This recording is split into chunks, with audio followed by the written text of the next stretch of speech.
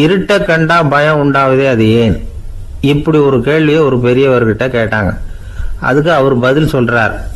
மனிதனுடைய ஆதிகால வாழ்க்கையில தொற்றிக்கொண்ட பயம் இது இது வேரூன்றி இருக்குது, இன்னமும் போகல. 50,000 வருஷங்களுக்கு முன்னாடி மனுஷன் குகைகள்ல வாழ்ந்தான். பகல்ல பயம் இருக்காது, ராத்திரியில மிருகங்கள் தாக்கும், கொல்லும், நிம்மதியா தூங்க கூட முடியாது. அதனால இந்த மனுஷனுக்கு இரவுன்னா மரணம், பயம் அப்படின்னு பழகி போச்சு. மனிதர்களுடைய எல்லா மனசையும் சேர்த்து மொத்தமா ஒரு மனசு உண்டு. மனிதர்களுடைய நினைவு இந்த மொத்த மனசுல பதிஞ்சிருக்கு, பரவுது. இந்த மொத்த மனசுல இருட்டு பற்றிய பயம் பதிந்து நீடிக்குது அப்படிங்கிறார் அவர். இந்த காலத்துல இரவை பகலாக்கிறதுக்கு எவ்வளவோ விளக்குகள்லாம் வந்தாச்சு. ராத்திரியிலேயும் மிருகங்கள் தாக்குங்கிற நிலைமை இல்லை. பாதுகாப்பான வீடுகள், விலங்குகளும் விலகி போயிட்டு, விலங்குகள்லாம் விலகி போயிட்டு, வீடுகளும் பாதுகாப்பா இருக்குது. சரி, இருந்தாலும் அந்த பழங்கால பயம் இருட்டு பயம் இன்னமும் மனுஷனை விட்டு போகல. இன்னொரு விஷயம் என்னன்னா, இருட்டில இருந்து வெளிச்சத்துக்கு வராத மனிதர்கள் இன்னைக்கு அதிகம். ஒரு ஆளு ஆத்துக்கு மீன் பிடிக்கிறதுக்காக போனான், இன்னும் விடியல. அதுக்குள்ள வலையை எடுத்துட்டு கிளம்பி போயிட்டான். வெளிச்சம் வர்றதுக்கு முன்னாடியே போய் சேர்ந்துட்டான். விடிகிற வரைக்கும் என்ன பண்றது? சும்மா கரையிலேயே உட்காந்து காலாட்டிட்டு இருக்கிறான். காலில் ஏதோ ஒரு சின்ன மூட்டை தட்டுப்பட்டுது. இருட்டில் அது என்னன்னு சரியா தெரியல. மூட்டைக்குள்ள சின்ன சின்ன கல்லா நிறைஞ்சி இருக்குது. சும்மா பொழுது போகணுமேங்கிறதுக்காக இவன் அந்த மூட்டைக்குள்ள இருந்து ஒவ்வொரு கல்லா எடுத்து ஆத்துல வீசிக்கிட்டு இருக்கிறான். விடிகிற வரைக்கும் வேற வேலை இல்லைங்கிறதுனால எப்படி செஞ்சுக்கிட்டே உட்காந்துருக்கிறான். கிழக்க மெதுவா வெளிச்சம் தெரிய ஆரம்பிச்சது. பொழுது விடியறதுக்கான அறிகுறி. இதுக்குள்ள அந்த மூட்டையில இருந்த எல்லா கல்லையும் எடுத்து வீசி எறிஞ்சுட்டான். கடைசியா ஒரே ஒரு கல் மட்டும்தான் கையில பாக்கி இருந்தது. வெளிச்சம் வந்ததும் அந்த கல்லை பார்த்தான், அப்படியே திகைச்சு போயிட்டான். அடடா, இது வரைக்கும் தெரியாம தப்பு பண்ணிட்டோமே அப்படின்னு நினைச்சான். ஏன் தெரியுமா? அவன் கையில இருந்தது வெறும் கல் இல்ல, விலை வசந்த ரத்தன கல். அது இருட்டுல என்னன்னு புரியாததுனால மூட்டையில இருந்த எல்லா ரத்தன கல்லையும் ஆத்துல வீசி எறிஞ்சிருக்கிறான். இப்போ அவனுக்கு அழுகையே வந்துடும் போல இருந்தது. வாழ்க்கையை வசதி ஆக்கிக்கிறதுக்கான வாய்ப்பு அவனுக்கு இருந்தது. இருந்தாலும் இருட்டுல அதை இழந்துட்டான். அந்த வகையில அவனுக்கு கொஞ்சம் அதிர்ஷ்டம் இருந்திருக்குது. அதாவது ஏதோ ஒரு வகையில இருந்திருக்குது. அதனாலதான் அந்த கடைசி கல்ல எரியறதுக்குள்ள வெளிச்சம் வந்துட்டுது. பல பேருக்கு அந்த அளவு கூட அதிர்ஷ்டம் வர்றதில்லை. எல்லாத்தையும் வீசினதுக்கு அப்புறம் தான் வெளிச்சம் வரும். என்னன்னு விவரம் தெரியாமலே எழுந்திரிச்சு வந்துருவாங்க. வாழ்க்கைங்கிறது ஒரு பெரிய புதையல். அதை புரிஞ்சிக்காம மனுஷன் அதை வீசி எரிஞ்சுக்கிட்டு இருக்கான் அப்படிங்கிறது தான் பெரியவங்க கருத்து.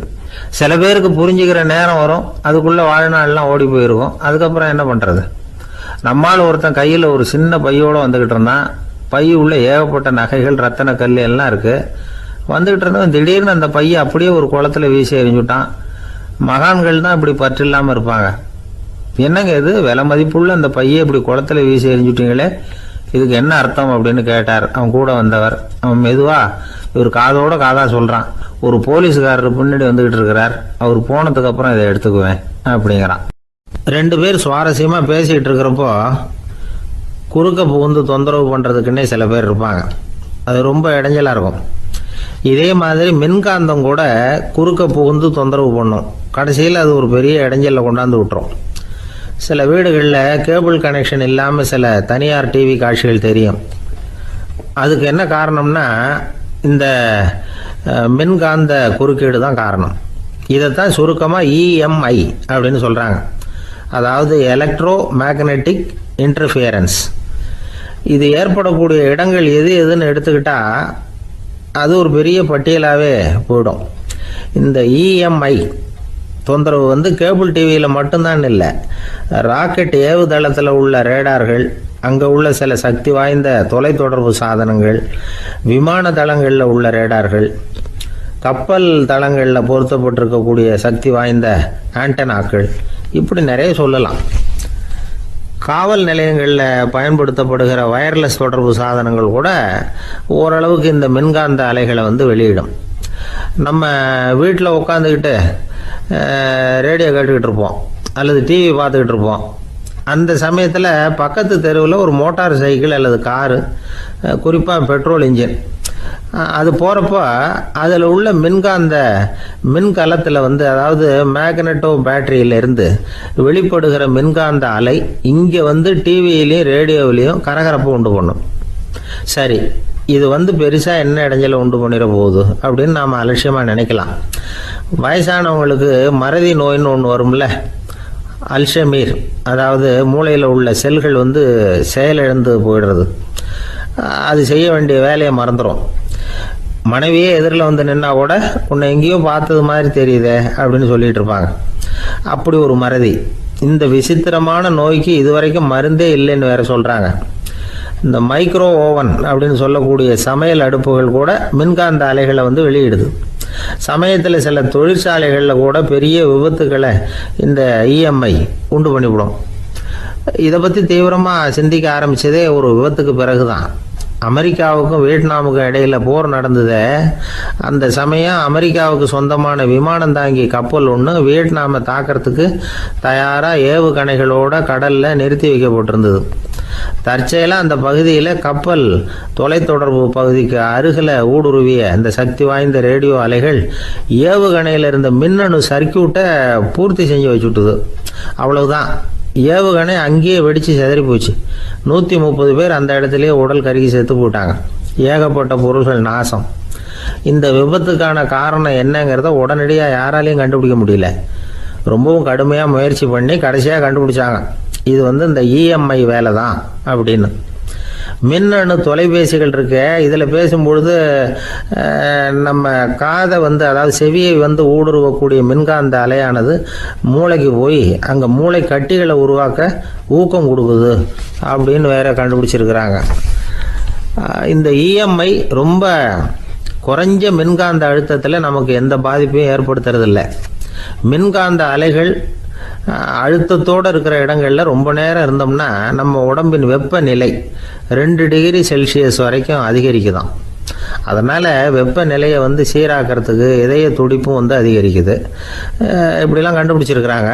இப்போல்லாம் இந்த மின்காந்த குறுக்கீடுகளை தடுக்கிறது எப்படி அப்படின்னு விஞ்ஞானிகள் யோசனை செய்ய ஆரம்பிச்சிருக்கிறாங்க. இந்த விஷயத்தில் அலட்சியமாக இருந்தோம்னா எதிர்காலத்தில் நிறைய பேருக்கு இந்த ஞாபக மறதி நோய் வந்துடும். அப்புறம் அது ரொம்ப கஷ்டமாக போயிடும். ஒரு குடும்ப தலைவர் தன் மனைவியை பார்த்து, யார் நீ, உன்னை எங்கேயோ பார்த்தது மாதிரி இருக்குதே அப்படின்னு சொல்லிக்கிட்டு இருந்தார். உடனடியாக அவரை போய் பார்த்தேன். வாங்க டாக்டர்கிட்ட போகலாம் அப்படின்னு. அவர் என்னை தனியாக அழைச்சிட்டு போய் காதோட காதாக மெதுவாக சொல்கிறார், இதை பாருப்பா, என் கையில் பணம் இல்லாத போகலாம் அப்படி மறதி நோய் வந்துட்டது மாதிரி நடிச்சுக்கிட்டு இருப்பேன், அவ்வளவுதான், அதை நீ கண்டுக்காத அப்படின்னார். ஒரு அழகான கடற்கரை. சுற்றுலா பயணிகள் நிறைய பேர் அங்கே வந்து போகிறது வழக்கம். சனி ஞாயிறு கூட்டம் அதிகமாக இருக்கும். அதோட விளைவு என்னங்கிறது அடுத்த நாள் தான் தெரியும். ஆமாம், அந்த கடற்கரையை சுத்தப்படுத்துகிற தொழிலாளிகள் திங்கட்கிழமை ரொம்ப சிரமப்படுவாங்க. சனி ஞாயிறு வந்த கூட்டம் கடற்கரை பூராவும் காலி ஐஸ்கிரீம் கப்புகளை வந்து வீசி எறிஞ்சிட்டு போயிடுவோம். ஆயிரக்கணக்கான கப்புகள் அங்கே பரவலாக கிடக்கும். அதையெல்லாம் பொறுக்கி எடுத்து சுத்தம் பண்ணி ஆகணும். இதனால் திங்கட்கிழமை வேலைக்கு வர்றதுக்கு எல்லோரும் பயப்படுவாங்க. அப்படி ஒரு நிலைமை.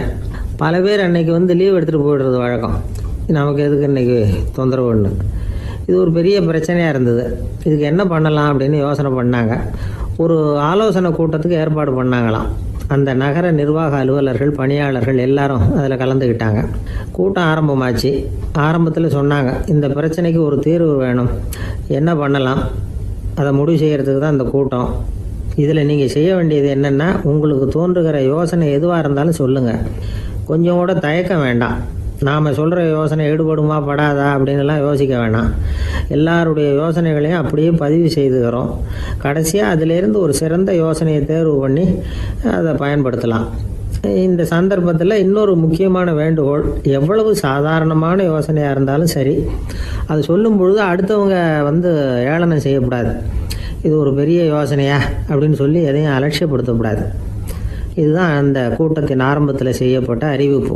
உடனே அந்த கூட்டத்தில் இருந்தவங்க ஆளுக்கு ஒரு யோசனை சொல்ல ஆரம்பித்தாங்க. ஒருத்தர் எழுந்திருச்சார், இங்கே வர்ற சுற்றுலா பயணிகள்கிட்ட ஆளுக்கு $10 ஒரு டெபாசிட் மாதிரி வைப்பு பணமாக வாங்கிக்கணும். காலி ஐஸ்கிரீம் கப்பை திருப்பி கொடுத்தா அந்த பணத்தை திருப்பி கொடுத்துடலாம். இப்படி ஒரு ஏற்பாடு பண்ணிக்கிட்டா கப்புகளை தேடி பொறுக்கிக்கிட்டு இருக்க வேண்டியதில்லை, எல்லாம் ஒரே இடத்துக்கு வந்து சேர்ந்துடும். அப்படியே நாம் வந்து தூக்கிட்டு போய் ஒரு இடத்துல கொட்டி விடலாம் அப்படின்னார். இன்னொருத்தர் எழுந்திரிச்சார், கப்பை வந்து கீழே போட்டால் $50 அபராதம் அப்படின்னு அங்கங்கே போர்டு எழுதி வச்சுடலாம். கப்புகளை போடுறதுக்கு அங்கங்கே பெரிய கூடைகளை வச்சுடலாம். நாம் சாவகாசமாக அந்த கூடைகளை சேகரம் பண்ணிக்கலாம் அப்படின்னாராம். இன்னொருத்தர் எழுந்திரிச்சு கொஞ்சம் கோபமாக பேசினார், கப்புகளை வந்து அவங்க வாயிலே திணிச்சுடணும். அதுகளை மொன்று சாப்பிட்டு பார்த்தா தான் தெரியும் அது எவ்வளவு கஷ்டங்கிறது அப்படின்னு ரொம்ப கடுமையாக பேசியிருக்காரு. இது வேடிக்கையாக தெரிஞ்சாலும் இந்த யோசனையும் பதிவு செஞ்சுக்கிட்டாங்களாம். இப்படி பல யோசனைகள் கடைசியாக எல்லாத்தையும் படித்து பார்த்துட்டு பரிசீலனை பண்ணாங்க. அப்புறம் தான் யோசனை வந்தது. இவர் வேடிக்கையாக சொன்னது கப்புகளை அவங்கவுங்க வாயிலே திணிச்சு சாப்பிட சொல்லணும், அதுதான் தண்டனைன்னார்ல. ஏன் அப்படி சாப்பிட்றது மாதிரியே கப்புகளை தயார் பண்ண என்ன அப்படின்னு சிந்திக்க ஆரம்பித்தாங்களாம். ஆகா, அதுதான் சரின்னு ஒரு முடிவுக்கு வந்தாங்க. அதுலேருந்து உருவானது தான் இந்த வேஃபர் கப்ஸ். ஐஸ்கிரீமை சாப்பிட்டு முடிச்சதும் கப்பையும் சாப்பிட்டுடலாம். கோன் ஐஸ்கிரீம் சாப்பிட்றோம்ல, அதுதான். அமெரிக்காவில் மியாமி கடற்கரையில் ரொம்ப காலமாக இருந்துக்கிட்டு வந்த குப்பை பிரச்சனைக்கு இப்படி தான் ஒரு தீர்வு வந்துதான். இதுலேருந்து நாம் புரிஞ்சிக்க வேண்டியது என்னென்னா, நாம் அன்றாட எத்தனையோ பிரச்சனைகளை சந்திக்கிறோம், அதுக்கெல்லாம் தீர்வு உண்டு. அது எங்கே ஒளிஞ்சிருக்குன்னு கண்டுபிடிக்கணும். அந்த யோசனையையும் நல்லா தீவிரமாக யோசிக்கணும். யார் என்ன யோசனை சொன்னாலும் அதை வந்து அலட்சியப்படுத்தக்கூடாது. அக்கறையோடு கவனிக்கணும், அதை யோசித்து பார்க்கணும். ஒரு அம்மா தன்னோட வீட்டுக்காரரை ஒரு மனநல மருத்துவர்கிட்ட அழைச்சிட்டு வந்தாங்களாம். டாக்டர், இவருக்கு கோன் ஐஸ்கிரீம் பிடிக்கல, பேப்பர் கப்பில் இருக்கிற ஐஸ்கிரீம் தான் வேணும்னு அடம் பிடிக்கிறார் அப்படின்னாங்களாம். அது ஒன்றும் தப்பு இல்லையேன்னாராம் டாக்டர். இதுக்கு அந்த அம்மா சொன்னாங்களாம், இவர் கப்பு ஐஸ்கிரீம் வாங்குறதுல தப்பு இல்லை டாக்டர், பிரச்சனை அது இல்லை. அப்புறம் வேறு என்னென்னு கேட்டிருக்காரு. வாங்கினதும் ஐஸ்கிரீமை கீழே கொட்டிவிட்டு அந்த பேப்பர் கப்பை மட்டும் விரும்பி சாப்பிட்றார், அதனால தான் அவங்ககிட்ட அழைச்சிட்டு வந்தேன் அப்படின்னாங்களாம். ஒரு கணவன் மனைவி எப்போ பார்த்தாலும் அவங்க 2 பேருக்கும் இடையில சண்டை வந்துக்கிட்டே இருந்தது. இதில் என்ன ஆச்சரியங்கிறீங்களா? நான் அதுக்காக சொல்ல வரல, இது வேறு விஷயம். அதாவது சண்டை போடாமல் இருக்கிறதுக்கு வழி சொல்கிற தகவல் இது. நான் சொன்ன அந்த கணவன் மனைவி எப்படின்னா, கணவன் ஒரு வார்த்தை சொன்னால் மனைவி கிட்டேருந்து 2 வார்த்தை பதிலாக வரும். இதுக்கு கணவன்கிட்டேருந்து 4 வார்த்தை பதிலாக வரும். இப்படி வார்த்தைகள் பெருகி போய் கடைசியில் வம்பில் வந்து முடியும். அந்த அம்மா பொறுத்து பார்த்தாங்க, அவங்களால தாக்கு பிடிக்க முடியல. பக்கத்து வீட்லேயும் ஒரு கணவன் மனைவி இருந்தாங்க, அவங்களுக்குள்ள சண்டை வர்றதில்லை. அது எப்படி அவங்களால மட்டும் சண்டை போடாமல் இருக்க முடியுது அப்படின்னு இந்த அம்மாவுக்கு ஆச்சரியம். ஒரு நாள் நேராக பக்கத்து வீட்டு அம்மாக்கிட்டே போய், ஏம்மா, நீங்கள் எப்படி கணவனும் மனைவியும் சண்டை போட்டுக்காமல் இருக்கிறீங்க, அது எப்படி முடியுது உங்களால் அப்படின்னு கேட்டாங்க. அதுக்குன்னு ஒரு மருந்து இருக்குது, அதை சாப்பிட்டா சண்டை வராது அப்படின்னாங்க அவங்க. சரிங்க, அந்த மருந்தை அவர் சாப்பிட மாட்டேன்னு சொல்லிட்டா என்ன பண்ணுறது அப்படின்னு கேட்டிருக்கிறாங்க இவங்க. அந்த மருந்து அவருக்கு இல்லைம்மா, உனக்கு தான் அப்படின்னாங்களாம் அவங்க. அப்படியா, அப்படின்னா கொடுங்க, ரொம்ப நல்லதாக போச்சு. அதை எப்படி சாப்பிட்றதுங்கிற விவரத்தையும் சொல்லுங்கள், எங்கே அது கிடைக்குங்கிறதையும் சொல்லுங்கள், வாங்கிக்கிறேன் அப்படின்னு கேட்டாங்களாம் இவங்க. வேறு எங்கேயும் போய் வாங்க வேண்டாம், என்கிட்டே இருக்க அந்த மருந்து அதில் கொஞ்சம் தர்றேன், வாங்கி வச்சுக்க. உன் வீட்டுக்காரர் உன்னோட சண்டையை ஆரம்பிக்கிறப்போலாம் நீ இந்த மருந்தில் 1 ounce வாயில் ஊற்றிக்கணும். அதை உடனே குடிச்சிடக்கூடாது, ஒரு 5 நிமிஷமாவது அது வாயில் இருக்கணும், அதுக்கப்புறம் குடிச்சிடலாம் அப்படின்னு சொல்லி ஒரு பாட்டில் மருந்தை இந்த அம்மாக்கிட்ட கொடுத்து அனுப்புனாங்களாம். மருந்தை எடுத்துக்கிட்டு இந்த அம்மா வீட்டுக்கு வந்திருக்கிறாங்க. வீடு பூட்டி இருந்ததுனால கணவன் வந்து வாசல்லையே காத்துக்கிட்டு இருக்கிறான். மனைவியை கண்டதும் சண்டை போட ஆரம்பிச்சிட்டான். வீட்டை பூட்டி விட்டு எங்கே போய் தொலைஞ்ச, எவ்வளோ நேரமாக ஒரு மனுஷன் வாசல்லையே காத்துட்டு கிடக்கிறது அப்படி இப்படின்னு கத்த ஆரம்பிச்சிட்டான். மனைவி இதுக்கு பதிலே சொல்லலை. அந்த அம்மா பேசாமல் வீட்டை திறந்தாங்க, சமையல் அறைக்குள்ளே போனாங்க, 1 ounce மருந்தை வாயில் ஊற்றிக்கிட்டாங்க. அன்னைக்கு சண்டை வந்து மேற்கொண்டு வளரவே இல்லை, நின்றுட்டுது. மருந்து பரவாயில்லை. அதுக்கப்புறம் பல சந்தர்ப்பங்களில் சண்டை வரும் போல் இருக்கிற போலாம் இந்த மருந்து அதை நிறுத்தியிருக்கு. பிரமாதமான மருந்தாக இருக்குது இதை கொஞ்சம் அதிகமாகவே வாங்கி வீட்டில் வச்சுக்க வேண்டியது தான் அப்படின்னு முடிவு பண்ணிட்டு இந்த அம்மா மறுபடியும் பக்கத்து வீட்டு அம்மாக்கிட்ட போனாங்க. எவ்வளவு விலையானாலும் சரி, நான் காசு கொடுத்து வாங்கி வச்சுக்கிறேன், எந்த கடையில் இருக்குது இந்த மருந்து சொல்லுங்க அப்படின்னு கேட்டாங்க. இந்த மருந்துக்கு விலையே கிடையாதுங்க, இலவசமாகவே கிடைக்கும்னாங்களாம் அவங்க. அது எப்படி விலையில்லாமல் இதை விற்க முடியுது அப்படின்னு கேட்டாங்களாம் இவங்க. அது மருந்தாக இருந்தால் தானே விலை வைக்கிறதுக்கு, அது வெறும் தண்ணி தானே அப்படின்னாங்களாம். வெறும் தண்ணியாக சண்டையை நிறுத்துது அப்படின்ட்டு இருக்காங்க இவங்க. அது சண்டையை நிறுத்தலை, உன்னோட மௌனம் தான் சண்டையை நிறுத்துது. நீ வாயில் தண்ணியை வச்சுக்கிறதுனால எதிர்த்து பேசுறதில்ல, அதனால் உன்னுடைய கணவர் கோபம் வந்து சாந்தமாயிடுது அப்படின்னாங்களாம் அவங்க. இந்த கதையிலேருந்து சண்டையை நிறுத்துகிற மருந்து எதுன்னு தெரிஞ்சுக்கிட்டோம் இல்லையா. ஒருத்தர் என்ன பண்ணார், பாட்டிலில் வந்து தண்ணியை ஊற்றி வச்சுக்கிட்டு அவர்கிட்ட வர்றவங்களுக்கெல்லாம் இதை சிபாரிசு பண்ணலாம்னு நினச்சிக்கிட்டு உட்காந்துருந்தார். ஒரு அம்மா வந்தாங்க. இதை கேட்டுவிட்டு இதையே ஒரு மருந்து மாதிரி கொடுக்கலாம்ங்கிறது அவர் முடிவு. அதனால் பாட்டிலில் தண்ணி அடித்து வச்சுக்கிட்டு அதில் கலருக்காக என்னத்தையோ ஒரு ஜீரகம் அது மாதிரி எதையாவது கலந்து வச்சுக்கிட்டு ஒரு மருந்து மாதிரி ஒரு பாவனையில் வச்சுக்கிட்டு உட்காந்துருக்காரு. யாராவது வீட்டில் சண்டைன்னா என்கிட்ட வாங்க மருந்து தரேன்னு. ஒரு அம்மா வந்தாங்க, எனக்கும் என் வீட்டுக்காரருக்கும் அடிக்கடி சண்டை வருதுங்க அப்படின்ட்டு இருக்காங்க. கவலைப்படாதம்மா, நான் ஒரு மருந்து தரேன்னு சொல்லி வீட்டுக்குள்ளே போய் ஒரு பாட்டில் எடுத்து வந்து கொடுத்தாரு. பாட்டிலில் இருக்கிறது என்னங்கிறத சொல்லிவிட்டா அது பேரில் மரியாதை வராது இல்லையா, அதனால் சொல்லலை. அந்த அம்மா வாங்கிட்டு போனாங்க. 4 நாள் கழித்து திரும்பி வந்தாங்க. என்னம்மா வீட்டில் சண்டை நின்று போச்சான்னு கேட்டிருக்காரு இவர். அங்கே நின்று போச்சுங்க, இப்போ உங்ககிட்ட ஆரம்பமாக போகுதுன்னாங்களாம். என்னம்மா அப்படின்ட்டுருக்காரு அவர் பயந்து போய். பின்ன என்னங்க, நீங்கள் என்ன மருந்து கொடுத்துருக்குறீங்க என்னங்க அப்படின்னாங்களாம் கோபமாக. அது வெறும் தண்ணி தானே அப்படின்ட்டுருக்காரு இவர். தண்ணியா இது, நல்லா பாருங்கள் அப்படின்னு அந்த பாட்டில் நீட்டினாங்களாம். இவர் வாங்கி பார்த்துருக்காரு. அப்புறம் தான் விஷயம் புரியுது அவருக்கு. இவர் கை தவறுதலாக அவங்க வீட்டில் இருந்த மண்ணெண்ணெய் பாட்டில் எடுத்து அவர்கிட்ட கொடுத்துருக்குறாங்க. அப்புறம் என்ன ஆகும், சண்டை வராமல். நமக்கு முன்னாடி நமக்கு வேண்டிய ஒருத்தர் ஒரு கிளாஸில் நமக்கு பழச்சாறு கொண்டாந்து வைக்கிறாருன்னு வச்சுக்கோங்க. உடனே நாம் என்ன பண்ணுவோம், எடுத்து கிடுகிடுன்னு சாப்பிட்ருவோம் அடுத்தவங்க யாரும் வர்றதுக்குள்ள. அதை விட்டுட்டு அதை கொண்டாந்து வச்சவர்கிட்டயே அதோட விலை என்ன அப்படி இப்படின்னு நான் கேட்டுக்கிட்டு இருப்போம். நாம் கேட்க மாட்டோம். ஆனால் காந்திஜி அப்படி கேட்டாராம். எப்போ தெரியுமா, 1935.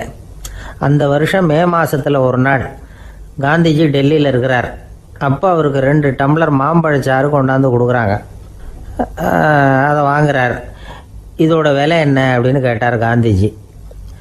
யாருக்கிட்ட கேட்டாருன்னா மனுபென் காந்திகிட்ட கேட்குறார். அவங்க தான் கொண்டாந்து கொடுக்குறாங்க. காந்திஜிக்கு உதவி செய்கிறதுக்காக அவர் கூடவே இருந்தவங்க அவங்ககிட்ட தான் கேட்குறாரு. காந்திஜி சும்மா வேடிக்கைக்காக இப்படி கேட்குறாருன்னு நினச்சிட்டாங்க அந்த அம்மா. அதுவும் இல்லாமல் அதோட விலையை கேட்டால் காந்திஜி நிச்சயமாக அதை சாப்பிட மாட்டார் அப்படிங்கிற பயம் வேறு. அதனால் அந்த அம்மா பதில் எதுவும் சொல்லாமல் கம்முன்னு இருந்துட்டாங்க. கொஞ்ச நேரம் ஆச்சு. அந்த பழச்சாறு வச்ச இடத்துல அப்படியே இருக்குது, வச்ச இடத்துல வச்சபடியே இருக்குது. காந்திஜி அதை சாப்பிடவே இல்லை. மனுபென் காந்தி பார்த்தாங்க. மெதுவாக காந்திஜிக்கிட்ட போய் அதை சாப்பிடுங்களேன் அப்படின்னாங்க. பழச்சாறு விலை என்னன்னு கேட்டேன், அதுக்கு பதில் இல்லை. அது முதல் தப்பு. பதிலை எதிர்பார்த்திருந்தும் அதை பற்றி விசாரிக்கலை, அது 2வது தப்பு. இப்படி 2 தப்புகளை பண்ணிவிட்டு என்கிட்ட வந்து இதை சாப்பிடுங்கன்னு சொன்னால் அது எப்படி அப்படின்னு கேட்டாராம் காந்திஜி. மனுபென் காந்தி என்ன சொல்கிறதுன்னு தெரியாமல் திகைச்சு போய் நின்றுக்கிட்டு இருந்தாங்க. காந்திஜி தொடர்ந்து சொன்னாராம், இப்போ என் முன்னாடி வச்சிருக்கிற இந்த பழச்சாறு விலை சுமாராக ஒரு அரை ரூபாயாவது இருக்கும். அது அந்த காலத்து மதிப்பு. இந்த பழச்சாறு இல்லாமல் கூட என்னால் இருக்க முடியும். ஆனால் அவசியமான பொருள்களை வாங்கிறதுக்கு கூட சக்தி இல்லாத மக்கள் இந்த நாட்டில் நிறைய பேர் இருக்கிறாங்க. அப்படி இருக்கிறப்போ எனக்கு என்னத்துக்கு இந்த விலை உயர்ந்த பானம்? இதை இப்போ நான் சாப்பிட்டா என் உடம்பு வேணும்னா ஆரோக்கியமாகலாம், ஆனால் என் மனசு அமைதி அடையாது. எனக்கு என்னுடைய உடல் ஆரோக்கியத்தை விட மன ஆரோக்கியம்தான் முக்கியம். அதனால் இதை நான் சாப்பிட மாட்டேன், எடுத்துகிட்டு போயிடும் அப்படின்னாராம். அந்த சமயத்தில் ஒரு அகதி பொண்ணு 2 குழந்தைகளோட காந்திஜியை பார்க்குறதுக்காக வந்தது. வணக்கம் சொல்லிச்சு. காந்திஜி உடனே தனக்கு முன்னாடி இருந்த பழச்சாற்றை எடுத்து அந்த பொண்ணுக்கிட்டையும் குழந்தைகள்கிட்டையும் கொடுத்து சாப்பிட சொன்னார். அவங்க அதை வாங்கி ரொம்ப சந்தோஷத்தோடு சாப்பிட்டாங்களாம். அதை பார்த்த காந்திஜி முகத்தில் ஒரு புன்னகை, ஒரு பரவசம், ஒரு திருப்தி. அவர் மனசு நிறைஞ்சி இருந்தது. அப்போ அவர் சொன்னாராம், ஆண்டவன் எனக்கு எப்பவும் சரியான சமயத்தில் கை கொடுப்பாருங்கிறது அதுக்கு இதுதான் அத்தாட்சி. நான் ஒரு இக்கட்டான சூழ்நிலையில் இருக்கிறப்ப கூட கடவுளின் கருணையால் அந்த சூழ்நிலை என்னை பாதிக்கலை. என் கூட இவ்வளவு நாள் பழகியும் கூட இங்கே இருக்கிறவங்க எனக்கு அதிக விலை உள்ள பழரசத்தை கொடுத்தாங்க.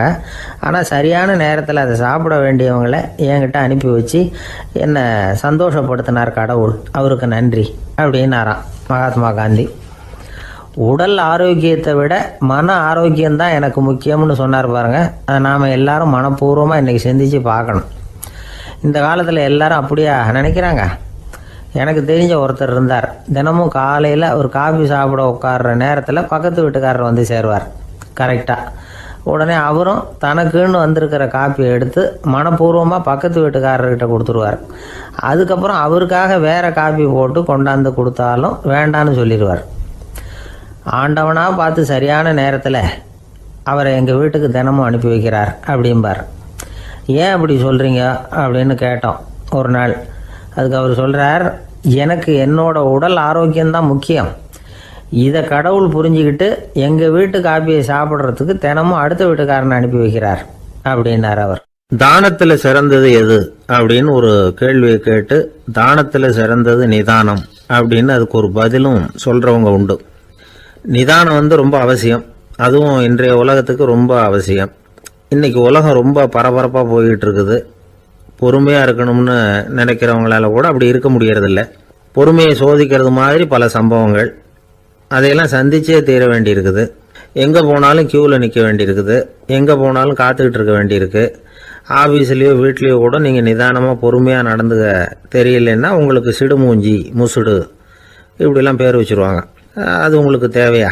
சரி, வாழ்க்கையில் பொறுமைசாலின்னு பேர் வாங்கிறதுக்கு என்ன வழி?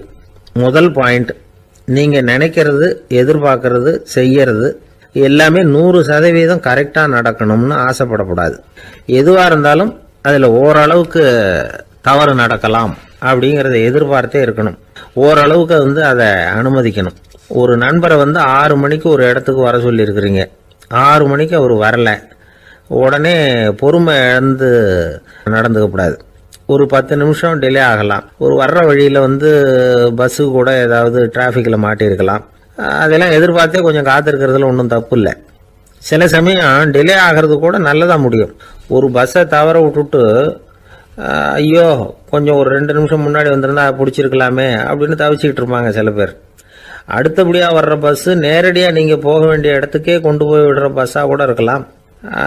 அது உங்களுக்கு முன்னாடி தெரியாதுல்ல. சில நெருக்கடியான சூழ்நிலைகளை தமாஷா எடுத்துக்கிறதுக்கு பழகிக்கணும். சில இடங்களுக்கு போகிறப்ப காத்திருக்கிறதுக்கு நம்ம மனசை தயார்படுத்திக்கிட்டே போகணும். ஒரு ரயிலுக்கோ பஸ்ஸுக்கோ அல்லது விமானத்துக்கோ கப்பல் பிரயாணத்துக்கோ போகிறப்போ அங்கே போய் நீங்கள் மணிக்கணக்கில் கூட காத்துக்கிட்டு தான் இருக்கணும். புறப்படுற நேரம் கூட மாறலாம். நீங்கள் போய் சேர்ந்ததும் அது உடனே புறப்படணும்னு கட்டாயமாக என்ன? அது மாதிரி சமயத்தில் படிக்கிறதுக்குன்னு சில சுவாரஸ்யமான புத்தகங்களையும் கையில் எடுத்துக்கலாம்.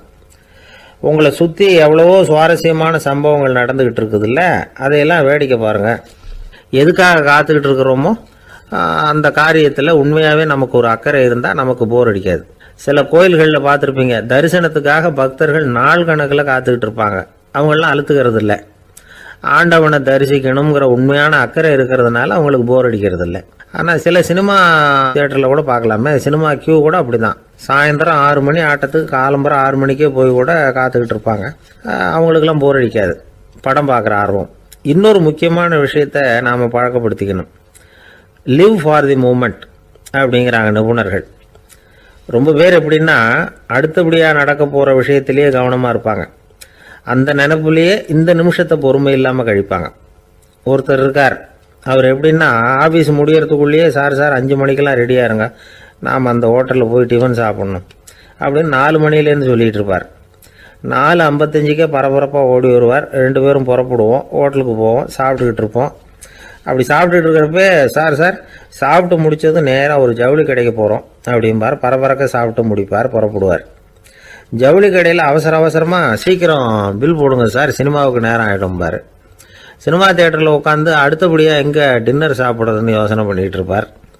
ராத்திரி படுக்கையில் விழுந்ததுக்கு அப்புறமும் நாளைக்கு காலையில் எழுந்திரிச்சதும் அதை பண்ணணும் இதை பண்ணணும்னு திட்டம் போட்டுக்கிட்டே இருப்பார். அதாவது எப்பவும் அடுத்த நிமிஷம், அடுத்த நாள், அடுத்த வாரம், அடுத்த வருஷம், இதுதான் அவங்க சிந்தனை. இந்த நிமிஷம் என்ஜாய்மெண்ட்டை அவங்க இழந்துடுறாங்களாம். அதனால தான் வாழ்நாள் பூரா பொறுமையின்மை, அவஸ்தை, அல்லல். அதனால் நாம் எல்லாரும் வாழ்க்கையில் நிதானமாக இருக்கிறதுக்கு கற்றுக்கணுமா. அதுக்காக இந்த நிதானத்துக்கு வேறு விதமான அர்த்தம் பண்ணிக்கக்கூடாது. ஒருத்தர் அப்படித்தான் ஒரு தடவை அவருடைய குதிரை காணாமல் போயிட்டு தான். அதுக்காக அவர் கவலைப்படலை, நிம்மதியாக இருந்தார், சந்தோஷமாக இருந்தார். என்ன சார் இது, உங்கள் குதிரை திருட்டு போயிட்டுதுங்கிறீங்க, நீங்கள் கவலைப்படாமல் இருக்கிறீங்களே அப்படின்னு கேட்டாங்களாம். அதுக்கு அவர் சொல்லியிருக்கார், நல்ல வேலை சார், கட்டியிருந்த குதிரை காணாமல் போயிருக்குது. நான் அது மேலே உட்காந்துருக்கிற சமயம் அது காணாமல் போயிருந்ததுன்னா, திருட்டு போயிருந்ததுன்னா நானும் சேர்ந்தில் காணாமல் போயிருப்பேன் அப்படின்னாராம். எவ்வளவு நிதானமான ஆள் பாருங்க. ஒரு நாள் காலை நேரம் ஒரு குரு படுக்கையை விட்டு எழுந்திருக்கிறார். உடனே சீடர்களை பார்த்து எல்லாரும் இப்படி வாங்கங்கிறார். எல்லாரும் வர்றாங்க வேகமாக. என்னங்க வேணும் உங்களுக்கு அப்படிங்கிற மாதிரி எல்லாரும் குருவை பார்த்தாங்க பயபக்தியோட. குரு அந்த சீடர்களை பார்த்து, இதை பாருங்க, இப்போ நான் ஒரு சிக்கலான விவகாரத்தில் மாட்டிக்கிட்டு இருக்கிறேன். அதை நீங்கள் தீர்த்து வச்சா நல்லதுன்னார். சீடர்களுக்கு ஒன்றும் புரியல. என்ன இது இவர் இப்படி சொல்கிறாரு, நமக்குள்ள எல்லா விவகாரங்களையும் தீர்த்து வைக்கிறவர் நம்ம குருநாதர், அவருடைய விவகாரத்தை நாம் தீர்த்து வைக்கிறதா, ஆச்சரியமாக இருக்குதே, குருநாதருக்கே சிக்கலா அப்படின்னு யோசனை பண்ண ஆரம்பித்தாங்க. இருந்தாலும் ரொம்ப பணிவாக கேட்டாங்க, சுவாமி உங்களுக்கே சிக்கலா, இந்த உலகத்து சிக்கல்களுக்கும் சிரமங்களுக்கும் அப்பாற்பட்டவர் அல்லவா தாங்கள், அப்படிப்பட்ட உங்களுக்கு சிக்கல்னா அது எப்படி அப்படின்னாங்க. எனக்கு ஏற்பட்டிருக்கிற சிக்கல் அவ்வளவு பெருசு, ரொம்ப பெரிய விவகாரம் அது அப்படின்னார் குரு. கொஞ்சம் விவரமாக சொல்லுங்க அப்படின்னாங்க இவங்க. இப்போ அந்த குரு விவரத்தை சொன்னார். அதாவது நேற்று ராத்திரி நான் ஒரு கனவு கண்டேன். அந்த கனவுல நான் ஒரு பட்டாம்பூச்சியாக மாறிட்டேன். அப்படி மாறி ஒவ்வொரு மலராக பறந்து போய் உட்காந்து தேன் சாப்பிட்டேன் அப்படின்னார். சீடர்கள் இதை கேட்டதும் ரொம்ப திகைச்சு போயிட்டாங்க. என்ன இது ஒரு பெரிய பிரச்சனையா, ஒரு சாதாரண கனவு கண்டதுக்காகவா இந்த காலை வேளையில் நம்மளையெல்லாம் குருநாதர் இவ்வளவு அவசரமாக கூப்பிட்டுருக்கார் அப்படின்னு நினச்சாங்க. இருந்தாலும் கேட்டாங்க, இதில் என்ன சிக்கல் சுவாமி, கனவுங்கிறது எல்லாருக்கும் வரத்தானே செய்யும் அப்படின்னார் ஒரு சீடர். சீடர்களே, பிரச்சனை அது இல்லை. நான் இன்னைக்கு காலையில் கண்ணு முழிச்சு பார்த்தப்போ நான் நானாக மறுபடியும் மாறிட்டேங்கிறத தெரிஞ்சுக்கிட்டேன். இதில் சிக்கல் என்னன்னா, இப்போ அந்த பட்டாம்பூச்சி தான் நானாக ஆயிட்டதாக கனவு கண்டுகிட்டு இருக்கா அப்படிங்கிறது தான். ஒரு மனுஷன் பட்டாம்பூச்சி ஆகிறதாக கனவு காண முடியுங்கிறப்போ அந்த பட்டாம்பூச்சியும் மனுஷனாக ஆகிறதாக கனவு காண முடியும் இல்லையா? இப்போ எனக்கு யதார்த்த நிலை தெரியணும், எது நிஜம்னு தெரியணும். நேற்று ராத்திரி நான் கண்டது கனவா, அல்லது இது பட்டாம்பூச்சி கண்டுகிட்டு இருக்கிற கனவா? இதுதான் குரு கேட்ட கேள்வி. இதை கேட்டதும் சீடர்கள் ரொம்ப குழம்பி போயிட்டாங்க. சுவாமி, இது வரைக்கும் நாங்கள் தூங்குறப்ப பார்க்கறது கனவுன்னும் மூழ்கிட்டு இருக்கிறப்ப பார்க்கறது நனவுன்னு நம்பிக்கிட்டு இருக்கிறோம். இப்போ எங்களை ரொம்ப குழப்பிட்டீங்க, இதுக்கு பதில் சொல்ல எங்களுக்கு சக்தி இல்லை அப்படின்னு சொல்லிவிட்டாங்களாம். அதுக்கப்புறம் அந்த குரு சொன்னாராம், நினைவு தான் முக்கியமான அம்சம்.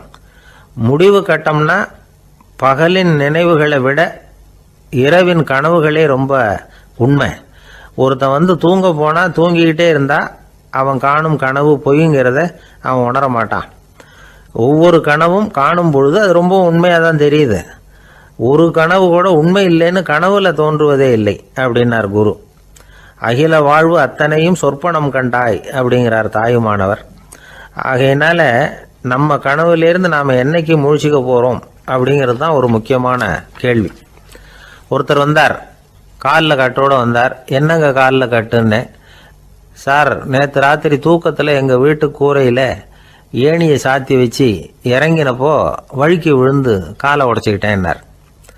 உங்கள் வீட்டில் தான் ஏணியே கிடையாது சார் அப்படின்னு. உண்மைதான் சார், நான் கீழே விழுந்து முழிச்சுக்கிட்டதுக்கு அப்புறம் தானே ஏணி இல்லைங்கிறது எனக்கு ஞாபகம் வந்தது அப்படின்னார். எனக்கு அதிர்ஷ்டமே இல்லை சார் அப்படின்னார் ஒருத்தர். ஏன் அப்படி சொல்கிறீங்கன்னு கேட்டோம். வியாபாரம் பண்ணலாம்னு ஒரு கடை வச்சேன். வேண்டிய போட்டவங்க கூட என் கடையில் எதுவும் வாங்க மாட்டேங்கிறான். எல்லாரும் அடுத்த கடைக்கு தான் போகிறான் அப்படின்னு சொல்லி ரொம்ப அழுத்துக்கிட்டார். இதுக்கு போய் அதிர்ஷ்டம் இல்லைன்னு சொல்லாதீங்க. வாடிக்கையாளர்களை கவர்றது எப்படிங்கிறது உங்களுக்கு தெரியல, அதுதான் குறை அப்படின்னும். சார், உங்களுக்கு தெரிஞ்ச அந்த ரகசியத்தை எனக்கும் கொஞ்சம் சொல்லி கொடுங்களேன் அப்படின்னார். சரி, உங்கள் காதை இப்படி கொடுங்க அப்படின்னு சொல்லி அது சம்பந்தமாக பெரிய வல்லுநர்கள் சொல்லியிருக்கிற கருத்துக்களை அவர்கிட்ட சொல்ல ஆரம்பித்தோம். அதாவது இந்த வாடிக்கையாளர்களை கவர்றதுக்கு வல்லுநர்கள் பல ஆலோசனைகளை ஏற்கனவே சொல்லி வச்சிருக்கிறாங்க. அது சம்பந்தமாக அனுபவப்பட்டவங்க, அதை தெரிஞ்சு வச்சுக்கணும். அதாவது கடை வச்சிருக்கிறவங்க எல்லாரும் இதை கொஞ்சம் காதில் வாங்கி வச்சுக்கணும். எதை இப்போ சொல்ல போகிறத. எப்பவும் பணத்தை சம்பாதிக்கிறதுலேயே குறியாக இருக்கக்கூடாதான். அதை விட முக்கியமாக நீங்கள் சம்பாதிக்க வேண்டியது வாடிக்கையாளர்களுடைய மன நிறைவு. வர்றவங்க திருப்தியோடு போகணும், அது முக்கியம். அதில் கவனமாக இருக்கணும். கடைக்கு வர்ற ஒருத்தர் ஏதாவது ஒரு குறை சொல்கிறாருன்னு வச்சுங்க, அதை அலட்சியப்படுத்தக்கூடாது. ரொம்ப அக்கறையோடு அதை காது கொடுத்து கேட்கணும். அப்படியா சார், அதை நான் அவசியம் கவனிக்கிறேன் அப்படின்னு சொல்லணும். ஒருத்தர் வரார், சார் நேற்றுக்கு உங்கள் கடையில் இதை நான் வாங்கிட்டு போனேன், வீட்டில் இது வேணான்னு சொல்லிவிட்டாங்க, அது திருப்பி கொடுக்கறதுக்காக தான் வந்திருக்கிறேன் அப்படின்னு சொல்லி திருப்பி கொடுக்குறார். உடனே நீங்கள் முகம் சுளிக்கக்கூடாது, எரிச்சல் படக்கூடாது. வழக்கம் போல நிதானமாக முகமலர்ச்சியோடு அதை திருப்பி வாங்கிக்கணும். இவ்வளவு ரூபாய்க்கு சாமான் வாங்கினா இந்த ஸ்பூன் அன்பளிப்பு, இப்படி ஏதாவது கொடுக்கலாம். பண்டிகை காலங்கள்லேயும் பொருள்கள் வாங்குறவங்களுக்கு இப்படி ஏதாவது பொருத்தமாக ஒரு அன்பளிப்பு கொடுக்கலாம். நீங்கள் கொடுக்கறது ஒரு சர்வசாதாரணமான பொருளாக இருந்தால் கூட அது வாங்குற ஒரு மனசில் ஒரு மகிழ்ச்சியை ஏற்படுத்தும். எதுவும் உங்களால் கொடுக்க முடியலன்னா உங்கள் முகம் நிறைஞ்ச சிரிப்பையாவது கொடுங்க, அது போதும். உங்கள் கடையில் இல்லாத ஒரு பொருளை வாடிக்கையாளர் வந்து கேட்குறார், உடனே இல்லைன்னு முகத்தில் அடித்தது மாதிரி சொல்லிடக்கூடாது. கொஞ்சம் உட்காருங்க சார் அப்படின்னு சொல்லி உங்கள் பணியாளர் யாரையாவது அனுப்பி வெளியிலேருந்து வாங்கிட்டு வர சொல்லி அவர்கிட்ட கொடுக்கலாம். சில பேர் உங்கள் கடைக்கு வரும்பொழுது அவங்க வீட்டு குழந்தைகளையும் கூப்பிட்டுக்கிட்டு வர்றாங்கன்னு வைங்க. நீங்கள் என்ன செய்யணும்னா அந்த குழந்தைகளை முதல்ல கவனிக்கணும். அது கன்னத்தை கிள்ளணும், அதுக்கிட்ட விளையாடணும், அதுக்கு ஏதாவது மிட்டாய் பிஸ்கட் எதையாவது கொடுத்து அது கவனத்தை கவரணும். அதுக்கப்புறம் பெரியவங்களை கவனிக்கலாம். உங்கள் கடையில் வேலை செய்கிற பணியாளர்கள் சுத்தமாக இருக்கணும். சிரிச்ச முகம், சுறுசுறுப்பு, இது ரெண்டும் அவங்களுக்கு தேவை. அழுது வடிஞ்சிக்கிட்டு இருக்கக்கூடாது. அப்புறம் இன்னொரு விஷயம், அதிகமாக பொருள் வாங்குற ஒருத்தர்கிட்ட அதிக மரியாதையாகவும் குறைச்சலாக பொருள் வாங்குறவர்கிட்ட வேற விதமாகவும் நடந்துக்கக்கூடாது. எல்லாருக்கிட்டையும் சமமாக நடந்துக்கணும். 5 ரூபாய்க்கு வாங்கினாலும் சரி, 500 ரூபாய்க்கு வாங்கினாலும் சரி, அவங்கக்கிட்ட நீங்கள் காட்டுற மரியாதையில் வித்தியாசம் இருக்கக்கூடாது. எல்லாத்துக்கும் மேலே உங்கள் கடையில் ஒரு பொருள் வாங்கினா அது உண்மையானதாக இருக்கும், தரமுள்ளதாக இருக்கும் அப்படிங்கிற நினைப்பு ஜனங்களுக்கு வரணும். அதனால் தரமான பொருளையே நீங்கள் உங்கள் கடையில் வச்சுருக்கணும். இது வரைக்கும் நான் சொன்னதையெல்லாம் கவனத்தில் வச்சுக்கிட்டு நீங்கள் கடையை ஆரம்பிச்சிங்கன்னா வியாபாரம் பிச்சுக்கிட்டு போகும். அப்படி போகலன்னா அதுக்கப்புறம் கேளுங்க. ஏன்னா இந்த யோசனைகள்லாம் அனுபவப்பட்டவங்க சொல்லியிருக்கிற யோசனைகள். இந்த யோசனைகளில் நீங்கள் எச்சரிக்கையாக இருக்க வேண்டிய ஒரு விஷயம் உண்டு. அது என்னங்கிறதையும் தெரிஞ்சு வச்சுக்கிறது நல்லது. என்னுடைய நண்பர் ஒருத்தர் வந்தார். சார், உங்கள் யோசனையை கேட்டதுனால நான் ஒரு அறை வாங்கினது தான் மிச்சம்னார். என்ன ஆச்சுன்னு கேட்டேன். எங்கள் கடைக்கு ஒரு பெரிய அம்மா குழந்தைய தூக்கிட்டு வந்தாங்க சார். உங்கள் யோசனைப்படி அந்த குழந்தையோட கன்னத்தை கிள்ளணும்னு முயற்சி பண்ணினேன். திடீர்னு அந்த நேரம் பார்த்து அந்த குழந்தை தலையை குனிஞ்சிக்கிட்டுது. என் கை குழந்தையோட கன்னத்துக்கு பதிலாக அது தூக்கிட்டு வந்தவங்க கன்னத்தை கிள்ளிவிட்டுது. அதுதான் அப்படி ஆயிட்டுது அப்படின்னார் கன்னத்தை தடவிக்கிட்டே. திபேத் நாட்டில் புத்த மடாலயங்கள் நிறைய உண்டு. அதுக்கு ஒரு தலைமையகமும் உண்டு. அது இந்த திபேத் தலைநகரம் லாசாவில் இருக்குது. ரொம்ப காலத்துக்கு அப்பால்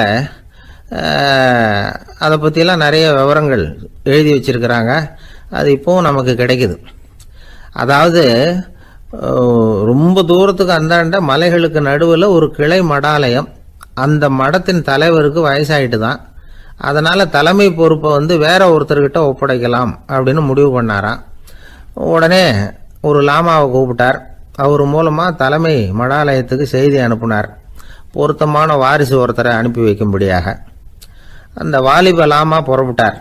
காடு மேடெல்லாம் நடந்து போறார். ரொம்ப நாள் கழிச்சு தலைமை பீடத்தை அடைஞ்சார்.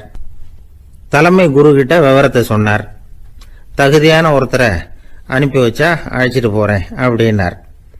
சரி, நாளைக்கு காலையில் நீங்கள் அவங்க எல்லாரையும் அழைச்சிட்டு போகலாம்னார் அவர். அவங்க எல்லாரையுமா? அங்கே தேவைப்படுறது ஒருத்தர் தானே அப்படின்னார் இவர். ஆமான்னார். அப்புறம் ஏன் எல்லாரையும் அழைச்சிட்டு போக சொல்கிறீங்கன்னார். அது இப்போ உனக்கு புரியாது. நான் ஒரு 100 பிக்குகளை அனுப்புகிறேன், அதாவது பிட்சுகளை. அவ்வளவு பேரையும் அங்கே வச்சு சமாளிக்க முடியாது அப்படின்னாரு இவர். இருந்தாலும் இப்போ அந்த தலைமை குரு என்ன சொன்னார்னா, அதை பற்றி கவலைப்படாத, நான் 100 பேரை அனுப்புகிறேன். அதில் 99 பேர் வழியிலேயே காணாமல் போடுவாங்க, ஒருத்தன் மட்டும்தான் வருவான். அவனும் அங்கே சேர்ந்துட்டானா நீ ரொம்ப கொடுத்து வச்சவன் அப்படின்னார். இவருக்கு ஒன்றும் புரியல. இருந்தாலும் மறுநாள் அந்த வாலிப லாமா 100 பேரை அழைச்சிக்கிட்டு புறப்பட்டார். போகிற வழியிலேயே பல பேர் அங்கங்கே பிச்சுக்கிட்டு போயிட்டாங்க. அவர் சொன்னது மாதிரியே. வழியில் அவங்க ஊர்கள் இருந்தது தான் காரணம். அப்பா அம்மாவை பார்த்துட்டு வரேன் அப்படின்னு கொஞ்சம் பேர் போனாங்க. சொந்த பந்தத்தை பார்த்துட்டு வரேன் அப்படின்னு கொஞ்சம் பேர். ஒரு வாரம் ஆச்சு. இப்போ மிஞ்சினது 10 பேர் தான். வழியில் ஒரு நகரம். அங்கே சில பிட்சுக்கள் சந்திச்சாங்க. எங்கள் மடத்து தலைவர் இறந்துட்டார், உங்களில் யாராவது ஒருத்தர் எங்களுக்கு தலைவராக முடியுமா அப்படின்னு கேட்டாங்க. 10 பேரும் தயார். அதில் ஒருத்தரை அழைச்சிட்டு அவங்க போயிட்டாங்க. இன்னொரு ஊரில் சில பேர் வந்தாங்க, வழி மறிச்சாங்க. நில்லுங்க, எங்கள் மன்னர் மகளுக்கு திருமணம், அதை நடத்தி வைக்க 3 லாமாக்கள் தேவை அப்படின்னாங்க. இப்படி கொஞ்சம் கொஞ்சமாக எல்லாரும் காலி. கடைசியில் 2 பேரும் மிஞ்சினாங்க. அங்கே ஒரு இளம்பெண் எதிரில் வந்தா. எங்கள் அப்பா வேட்டைக்கு போயிருக்கிறாரு, இன்னும் திரும்பி வரல. வீட்டில் வேற யாரும் இல்லை, தனியாக இருக்க பயமாக இருக்கு, யாராவது ஒருத்தர் எனக்கு துணையாக இருக்கணும் அப்படின்னு கேட்டுக்கிட்டா. எங்கள் 2 பேரில் நீயே ஒருத்தரை தேர்ந்தெடுத்துக்கோ, இல்லைன்னா எங்களுக்குள்ள சண்டை வந்துடும் அப்படின்னாங்க. இப்போ மிஞ்சினவர் ஒருத்தர், அவருக்கும் ஒரு சோதனை வந்தது. ஒரு தர்க்கவாதி எதிரில் வந்தான், உன்னோட வாதம் பண்ணணும்னா. இவனோட வாதம் பண்ணுறேன், அது முடிய ரொம்ப காலம் ஆகலாம், தர்க்கத்தில் நான் ஜெயிச்சா அங்கே வரேன், இல்லைன்னா இவருடைய சீடனை ஆயிடுவேன் அப்படின்னார் அவர். கடைசியாக அழைக்க வந்த வாலிபலாமா மட்டும் வெறும் கையோடு திரும்பி போனார். அங்கே இருந்த வயசான மடாதிபதி கேட்டார், எத்தனை பேர் அங்கேருந்து புறப்பட்டீங்கன்னார். என்னையும் சேர்த்து 101ன்னார் அவர். நல்லது, நீயாவது திரும்பி வந்திய, அதுதான் எனக்கு போதும், ஏன்னா நீ தான் எனக்கு உண்மையான வாரிசு, அந்த 100 பேரில் யாரும் வரமாட்டாங்க அப்படின்னார் அவர். ஏன்னா அவருக்கு தெரியும் இவர் ஒருத்தர் தான் திரும்பி வருவாருங்கிறது. திபேத்தில் ஒரு பழங்கால பழமொழி உண்டாம், 100 பேர் செல்லலாம், எப்பொழுதாவது ஒருவன் அபூர்வமாக அடைய வேண்டிய இடத்தை அடைவான். இதுதான் அந்த பழமொழி. ஒரு உன்னதமான இலக்கை அடையணும்னா அது அவ்வளவு சுலபமான காரியம் இல்லை. இந்த காலத்து மடாலயம் ஒன்று, அதில் ஒரு தலைவர், அவருக்கு வயசாயிட்டுது, தனக்கு ஒரு வாரிசை நியமிக்கணும் அப்படின்னு ஆசைப்பட்டார். ரொம்ப கஷ்டப்பட்டு ஒருத்தரை பிடிச்சார், தனக்கு வாரிசா நியமிச்சுட்டு அவர் சமாதி ஆயிட்டார். புதுசாக பொறுப்பேற்றுக்கிட்டவர் அப்படியே உட்காந்துருந்தார். அவரை தேடிட்டு பத்திரிகை நிருபர்கள்லாம் வந்தாங்க, கேட்டாங்க. அவர் உங்கள் பொறுப்பில் அவர் பெரியவர் விட்டுட்டு போன இது எவ்வளவு சுமாராக தேரும், எவ்வளவு விட்டுட்டு போனார் அப்படின்னு கேட்டிருக்கிறாங்க. அது என்ன ஒரு 50 லட்சம் இருக்கும் அப்படின்னாராம். அவ்வளவும் பணமா அப்படின்னு கேட்டிருக்காங்க. இல்லைங்க, கடன் அப்படின்னாராம் இவர். ஒரு காடு, அங்கே புத்தர் அவர் பாட்டுக்கு நடந்து போய்கிட்டே இருக்கிறார். அவருக்கு பின்னாடி ஒரு குரங்கு, அதுவும் தொடர்ந்து வந்துக்கிட்டே இருக்குது. புத்தர் திரும்பி பார்த்தார். குரங்கு அப்படியே குதித்து உயர எழும்பி ஒரு கிளையில் போய் உக்காந்துது. ஏன் இப்படி பண்ணுறேன்னு கேட்டார் புத்தர். என்னை சாதாரணமாக நினைக்க வேணாம், நான் மகாமந்தி, என்னால் எல்லாம் முடியும், முடியாதுங்கிற வார்த்தையே என்னுடைய அகராதியில் கிடையாது, என்ன வேணும்னாலும் செய்வேன் அப்படின்னுது. அப்படின்னா ஒரு பந்தயம் வச்சுக்கலாமான்னாரு இவர். ஓ, வச்சுக்கலாமேன்னுது. வேற ஒன்றும் இல்லை, இப்போ நீ மேலே எழும்பி அந்த கிளையில் உட்காந்தது மாதிரி அங்கேருந்து தாவி என் உள்ளங்கையில் உட்காரணும், அவ்வளவுதான் அப்படின்னார். அப்படி உட்காந்துட்டா என்ன பரிசு அப்படின்னு கேட்டது அது. சொர்க்கத்தில் இருக்கிற மாமன்னன் மரகத சக்கரவர்த்தியை என்னோட இருக்கும்படியாக கூப்பிட்டுக்கிறேன். அந்த சமயத்தில் அவருடைய அரியணை அங்கே காலியாயிடும், நீ அதில் போய் உட்காந்துக்கலாம். பந்தயத்தில் தோத்துட்டா ஒரு கல்ப காலம் இந்த பூமியில் வாழ வேண்டியிருக்கும், அதுக்கு பிறகு தான் என்கிட்ட வர முடியும், என்ன சொல்கிற அப்படின்னார். குரங்குக்கு தாவறது ஒரு பெரிய காரியமா? இது எனக்கு ரொம்ப சாதாரண விஷயம், என்ன இப்போவே தாவட்டுமா அப்படின்னுது. சரின்னு சொல்லி உள்ளங்கையை நீட்டினார். அவருடைய கை தாமரை இலை அளவுக்கு அப்படியே விரிஞ்சுது. குரங்கு சௌகரியமாக உட்கார்றதுக்காக. குரங்கு தாவறதுக்கு தயாராச்சு. அதுக்கு முன்னாடி ஒரு சின்ன யோசனை அதுக்கு. இந்த கிளையிலேருந்து அந்த கைக்கு தாவறது எனக்கு ரொம்ப அற்பமான ஒரு வேலை, இது ரொம்ப சாதாரணம், என்னுடைய கௌரவத்துக்கு இது சரியாக இருக்காது. அதனால் நான் என்ன பண்ண போகிறேன்னா, இங்கேருந்து கிளையிலேருந்து அப்படியே உயர எழும்ப போகிறேன். எழும்பி மேல் உலகம் போய் அங்கே ஒரு சுற்றிவிட்டு அதுக்கப்புறம் அங்கேருந்து நேராக இந்த கையில் உட்கார போகிறேன் அப்படின்னு நினச்சிது. என்ன யோசிக்கிற அப்படின்னார் புத்தர். ஒன்றும் இல்லை, இந்த பாயிரம் பார் அப்படின்னு சொல்லி தாவி உயர போயிட்டுது. கொஞ்ச நேரத்தில் வான உலகத்துக்கே போய் சேர்ந்துட்டுது. அங்கே போய் பார்த்தா அங்கே ஒரு 5 பளிங்கு தூண்கள் இளம் சிவப்பு நிறத்தில் நின்றுக்கிட்டு இருக்குது. குரங்கு நினச்சிக்கிட்டது, புத்தர்கிட்ட போய் இந்த பளிங்கு தூண்களை பார்த்தோம்னு சொன்னால் அப்படியே திகைச்சு போயிடுவார், இந்த தூணில் ஏதாவது அடையாளம் செஞ்சுட்டு போகணும் அப்படின்னு அந்த இடத்துல மிதந்துக்கிட்டே நினச்சிது. உடனே ஒரு தூணில் எழுதிச்சு. என்ன எழுதிச்சுன்னா, ஒரு மகா ஞானி இங்கே வந்துட்டு போகிறார் அப்படின்னு எழுதிச்சு. எழுதிவிட்டு அப்படியே கீழே தாவி புத்தரோட உள்ளங்கையில் உட்காந்துது. எப்படி பார்த்தீங்களா என்னுடைய வேலை? வான உலகத்துக்கே போய் அங்கே இருக்கிற 5 பளிங்கு தூண்களை பார்த்துட்டு அதில் நான் வந்த விவரத்தை எழுதி வச்சுட்டு அதுக்கப்புறம் இங்கே வந்திருக்கிறேன் அப்படின்னுது ரொம்ப பெருமையாக. அப்படியா அப்படின்னார் புத்தர். ஆமாம், சந்தேகமாக இருந்தால் வாங்க, அழைச்சிட்டு போய் காட்டுறேன் அப்படின்னு அந்த குரங்கு. அதுக்கு தேவையில்லை, அப்படியே கொஞ்சம் கீழே குனிஞ்சு பார், தெரியும் அப்படின்னார் புத்தர். அங்கே பார்த்தா புத்தரோட உள்ளங்கை தெரிஞ்சுது. நல்லா உத்து பார்த்துது. அவரோட ஒரு விரலில் அது எழுதிய வாசகம் தெரிஞ்சுது. குரங்கு யோசனை பண்ணிச்சு, அப்படின்னா வானத்தில் நான் பார்த்தது புத்தரோட விரல்களா? அப்படின்னு யோசிச்சுது. இதை புரிஞ்சுக்கிட்ட உடனே அந்த குரங்கோட கர்வம் அழிஞ்சு போச்சான். நம்ம மனசு தான் இந்த குரங்கு. மனம்ங்கிறதும் ஆணவம்ங்கிறதும் ஒரு நாணயத்தின் 2 பக்கங்கள். மனம் உள்ளவரை ஆணவமும் இருக்கும். மனம் அழிஞ்சாதான் ஆணவம் அழியும். மனம் அழிய வேண்டும் அப்படின்னு பெரியவங்க சொல்கிறது இந்த அர்த்தத்தில் தான். நம்ம ஆளுங்க சவால் விடுறதெல்லாம் வேறு மாதிரி. ஒருத்தன் ஒரு வாய்க்காலை தாண்டுறேன்னு பந்தயம் கட்டி தாண்ட முடியாமல் வாய்க்காலில் விழுந்து காலை உடச்சிக்கிட்டு கட்டு போட்டுக்கிட்டு வந்தான். ஏன்டா அப்படின்னு கேட்டாங்க. நான் பந்தயம் கட்டின நேரம் சரியில்லை அப்படின்னா. எப்படிறான்னு கேட்டிருக்காங்க. வாய்க்காலில் தண்ணி இருக்கிற நேரமாக பார்த்து பந்தயம் கட்டியிருக்கணும் அப்படின்னா. ஒரு ஊரில் ஒரு ஆள் இருந்தான். அவனுக்கு ஒரே ஒரு மகள். அவளை நல்ல இடத்துல கட்டி கொடுக்கணும்னு ஆசைப்பட்டான். அதுக்காக மாப்பிள்ளை தேடிக்கிட்டு இருந்தான். அவன் கொஞ்சம் வசதியான ஆள். அதனால் நிறைய பேர் வந்தாங்க. இருந்தாலும் ஒரு நல்ல குணமுள்ள மாப்பிள்ளையாக இருக்கணும் அவன் எதிர்பார்த்தான். அப்படி இருக்கணும்னு தொடர்ந்து முயற்சி பண்ணான். கடைசியாக ஒரு 3 பேர் கிடைச்சாங்க. அந்த 3 பேரில் யாரை தேர்ந்தெடுக்கிறது, இதுதான் அவனுக்கு வந்த குழப்பம். இந்த நிலைமையில் ஒரு பெரியவரை தேடி போனான். அவர்கிட்ட தன்னுடைய பிரச்சனையை சொன்னான். அவர் கொஞ்சம் யோசனை பண்ணார். அதுக்கப்புறம் 3 பேரையும் கூப்பிட்டார். இதை பாருங்கப்பா, உங்கள் 3 பேருக்கும் 3 மாத கால அவகாசம் தர்றேன். நீங்கள் இப்போ போகலாம். 3 மாதம் கழித்து திரும்பி வரலாம். அப்படி வரும்பொழுது இந்த 3 மாத காலத்தில் நீங்கள் செஞ்ச நல்ல காரியம் ஏதாவது ஒன்று சொல்லணும். அதை வச்சு உங்களில் ஒருத்தரை நாங்கள் தேர்ந்தெடுத்துக்கிறோம் அப்படின்னு சொன்னாராம். 3 பேரும் சரின்னு சொல்லிவிட்டு திரும்பி போயிட்டாங்க. 3 மாதம் ஆச்சு. அதுக்கப்புறம் ஒரு நாள் திரும்பி வந்தாங்க. அவர் அவங்கள கூப்பிட்டு உட்கார வச்சார். அப்புறம் கேட்டார், இப்போ சொல்லுங்கள், இந்த 3 மாத காலத்தில் நீங்கள் செஞ்சுருக்கிற ஏதாவது ஒரு நல்ல காரியத்தை சொல்லுங்கள் அப்படின்னார். முதல்ல ஒருத்தன் எழுந்திரிச்சு நின்னான். ஐயா, எங்கள் அப்பா இறந்த பிறகு அவரோட கணக்கு வழக்குகளை எடுத்து பார்த்துக்கிட்டு இருந்தேன். அவர் ஒரு வியாபாரிகிட்ட 10,000 ரூபா கடன் வாங்கியிருக்கிறதாக எழுதியிருந்தார். அந்த வியாபாரியும் இப்போ உயிரோடு இல்லை. இருந்தாலும் அந்த வியாபாரியோட மகனை தேடி கண்டுபிடிச்சேன். கணக்கு புத்தகத்தை காட்டினேன். எங்கள் அப்பா உங்கள் அப்பா கிட்ட 10,000 ரூபா கடன் வாங்கியிருக்கிறதாக இதை எழுதியிருக்கிறார். அதனால் அதை திருப்பி கொடுக்கறதுக்காக வந்திருக்கிறேன். இந்தாங்க அந்த பணம் அப்படின்னு சொல்லி கொடுத்துட்டு வந்துட்டேன் அப்படின்னு நானும். இதை பெரியவர் கவனமாக கேட்டுக்கிட்டார். அதுக்கப்புறம் 2வது இளைஞன் எழுந்திரிச்சான். ஐயா, நான் போன மாதம் ஒரு நாள் ராத்திரி வேளையில் ஒரு காட்டுப்பாதை வழியாக எங்கள் ஊருக்கு போய்கிட்டு இருந்தேன். அந்த சமயத்தில் அந்த வழியாக வந்துக்கிட்டு இருந்த ஒரு வழிப்போக்கர்கிட்ட 4-5 திருடர்கள் வம்பு வளர்த்து அவர்கிட்ட இருந்த பொருளை எல்லாம் கொள்ளையடிச்சிக்கிட்டு இருந்தாங்க. நான் உடனே ஒரு குச்சியை எடுத்துகிட்டு ஓடினேன். அந்த திருடர்களை அடித்து விரட்டினேன். பொருளை எல்லாம் மீட்டு அந்த வழிப்போக்கர்கிட்ட ஒப்படைச்சேன். அவரை பத்திரமா அழைச்சிக்கிட்டு போய் அவர் வீட்டில் விட்டுட்டு வந்தேன் அப்படின்னு நானும். இதையும் பெரியவர் கவனமாக கேட்டுக்கிட்டார். அடுத்தபடியாக 3வது இளைஞன் எழுந்திரிச்சான். ஐயா, போன மாதம் ஒரு நாள் நான் ஒரு மலைப்பாதை வழியாக போய்கிட்டு இருந்தேன்.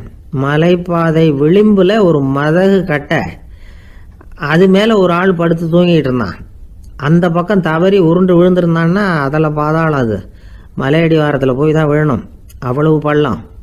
அது தெரியாமல் அவன் பாட்டுக்கு தூங்கிட்டு இருந்தான். நான் உடனே அவன்கிட்ட ஓடி போய் குனிஞ்சு அவன் முகத்தை பார்த்தேன். அப்போ தான் புரிஞ்சுது, அவன் ஏற்கனவே எனக்கு தெரியும். அவனை எனக்கு நிறைய கெடுதல் பண்ணியிருக்கிறான், இடைஞ்சல் கொடுத்தவன். இருந்தாலும் ஐயோ பாவம்னு நினச்சி அவனை எழுப்பி பாதுகாப்பாக வேற ஒரு இடத்துல படுக்க வச்சுட்டு வந்தேன் அப்படின்னு நானும். பெரியவர் இதையும் கேட்டுக்கிட்டார்.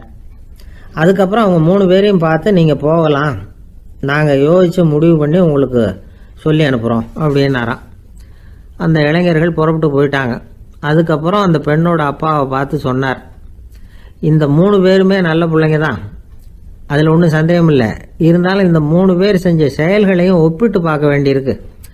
முதல் இளைஞன் நேர்மைக்கு எடுத்துக்காட்டாக விளங்குறான். இந்த காலத்தில் இது மாதிரி இளைஞர்களை பார்க்கறது ரொம்ப கஷ்டம்தான். இருந்தாலும் அவன் கடமையை தான் செஞ்சான். 2வது இளைஞன் நல்ல வீரன், தைரியசாலி. ஒரு வீரன் எதை செய்யணுமோ அதைத்தான் இவன் செஞ்சான். இவன் ஒரு லட்சிய மனிதன். 3வது இளைஞன் தன்னுடைய பகைவனுக்கே உதவி செஞ்சிருக்கான். அவன் உயிரை காப்பாற்றியிருக்கிறான். பகைவனுக்கு அருள்வதுங்கிறது ஒரு சாதாரண மனுஷனால் செய்யக்கூடிய காரியம் இல்லை.